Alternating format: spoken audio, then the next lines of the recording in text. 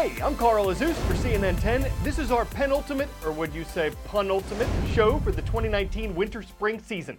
It's great to have you watching as always. We start today in southern Africa.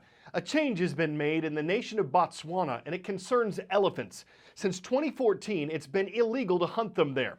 Botswana has an estimated 130,000 African elephants, more than any other African country. It put the hunting ban in place in 2014 to help the animals recover from habitat loss and poaching when people kill them illegally. Now, though, Botswana's government has eliminated the ban, which means elephant hunting is once again allowed there, as it already is in neighboring nations. The idea is that legal hunting will take place in the wilderness, far away from where people live. The government says elephant populations are now stable, so they can be hunted, and it says that problems between residents and elephants have been increasing. Scores of people are killed or injured by elephants each year, and a villager who spoke to CNN says the animals destroy crops and don't benefit the community. Conservationists, of course, have a different view.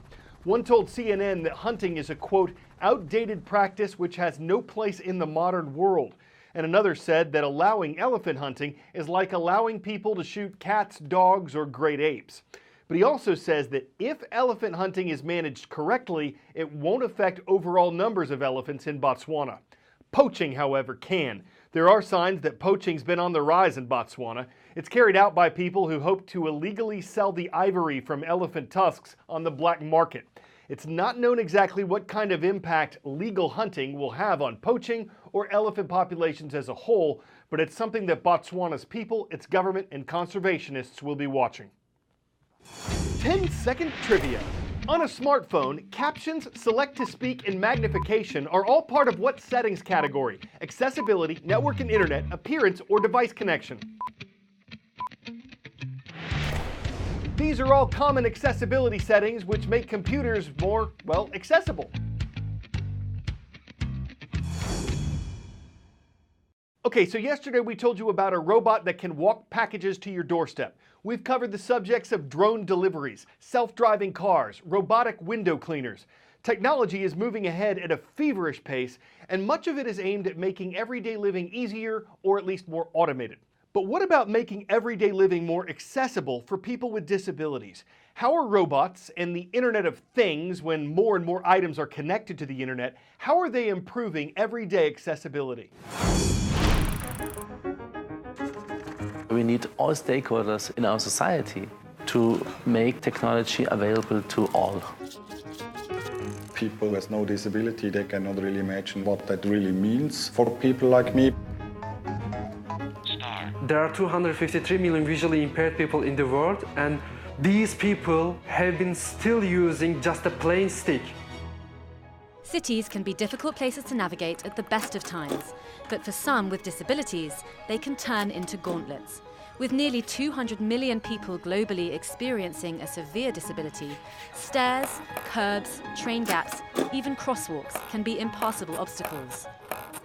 But as devices grow smarter, cities are becoming more accessible. In fact, the assistive tech industry will be worth an estimated $30 billion by 2024. That's up from $14 billion in 2015.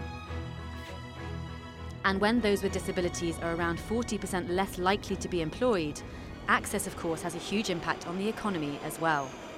It's very important to invest in our field because there's a multiplicator effect. If we develop new technologies, it does not help just single persons. It helps a large group of users. 3 of the most cutting-edge examples are already changing lives. My accident was in Dijon with a motorcycle. In the first second you know what happens. Es ist ein ganz neuartiger Rollstuhl und einfach kannst du sagen drauf vor allem. Kannst du allein sagen? Ja, genial, gell? Jose, he wrote us about half a year ago an email that he would like to test the wheelchair. Our goal is to develop a wheelchair that can climb stairs. Cool.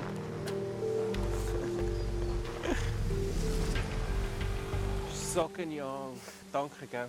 Hey. Super. Hast du super gemacht. Funktioniert? Ja. Nein, ist wirklich fast Tränen. Wirklich super. Ja. Merci vielmals.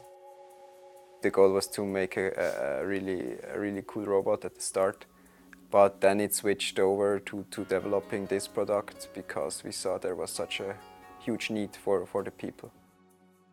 That need is felt in cities across the world. In Paris, the European Union's largest city, only 9 out of more than 300 metro stations have full disabled access as of 2019. I think there's a boom in the development of assistive technologies. Systems are getting more robust and smaller. These smaller systems are allowing assistive tech to become increasingly wearable. I'm diagnosed of pit limb myopathy. That's a genetic disease. I lose muscle cells everywhere. I have not enough muscle strength to really hold me. Hi, Michael. Hey. I have the MyoSuit for you to try. Oh, great.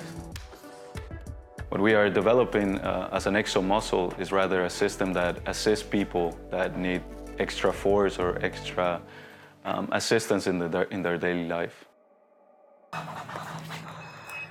You hear the motors of the system, so the way that the tendon is routed from the muscles here in the backpack, it's really extending the hip and the knee. So it's the same muscle groups that we use, this muscle that we need, the gluteus and the quadriceps, to really extend both joints at the same time. I really have this vision in mind to do a mountain hike with my son. My family thinks, yeah, you're crazy, Michael. So I never really thought that I would do a marathon.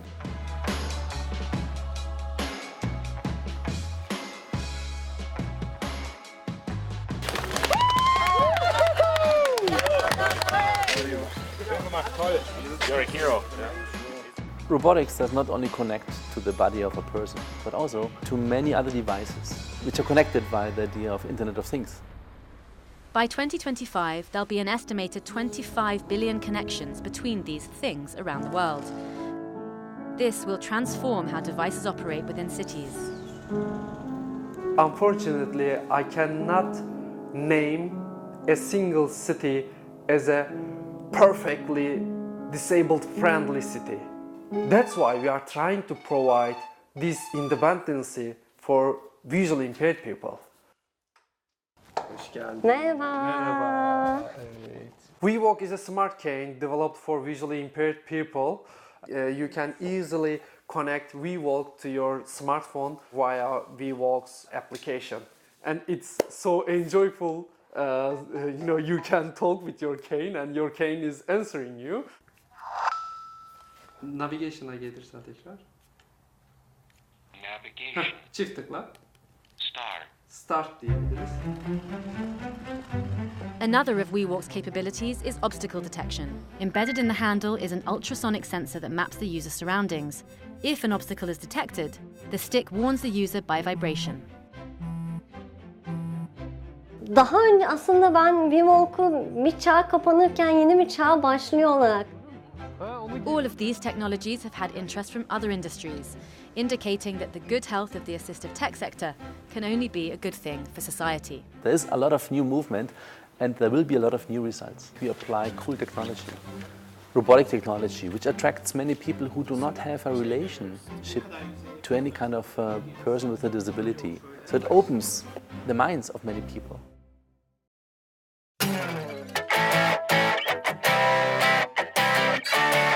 Dierks Bentley isn't just the name of a country music artist, it's the name of a golden retriever. This golden retriever. And he's testing out the newest piece of equipment for a fire department in North Carolina. Oxygen masks for pets aim to help revive animals that have inhaled smoke, like in a house fire. And though each kit costs about $65, these were donated to the fire department by their local humane society. They come in different sizes, so they should fit Airedales, Labrador rib breathers, long air and short air cats, and guinea pigs, potentially saving oxygenations of animals, giving both peace of mind and a breath of fresh air. I'm Carl Azus. We have one more show to go in this season, and we hope you'll join us again tomorrow for Friday's awesome edition of CNN 10.